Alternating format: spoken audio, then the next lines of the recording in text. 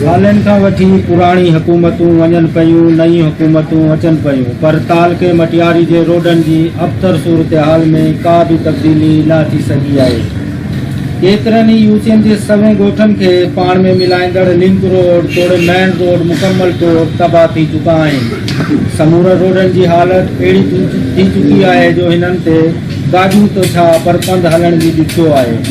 बीमार मरीज़नि, हामलावर औरतुनि, स्कूली ॿारनि जे लाइ त ॼण ई रोड वॾो आज़ार बणिजी विया आहिनि। तालके मटियारी जी यूसीएन, बाहू खान पठान, नौबत मरी, उडेरोलाल स्टेशन, उडेरोलाल विलेज, शेर मोहम्मद टोड़ा, हुसैन हिगोरो समेत ॿियनि यूसीएन जे सवें ॻोठनि जा रोड नाकारा बणिजी चुका आहिनि। रोडनि जी हालत ख़राब हुजण करे हादसा मामूल बणिजी विया आहिनि।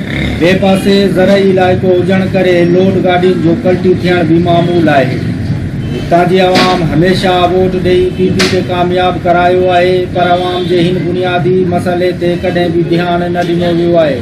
हिन भेरे वरी हितां जी अवाम पीपी खे कामयाबु करायो आहे ऐं तालके मटियारी जी अवाम वरी नई ठहंदड़ हुकूमत खां उमेद लगाए वेठी आहे त हिननि जो ई बुनियादी मसइलो हल थींदो। फुरकान राजपूत, लाड टीवी न्यूज़, मटियारी।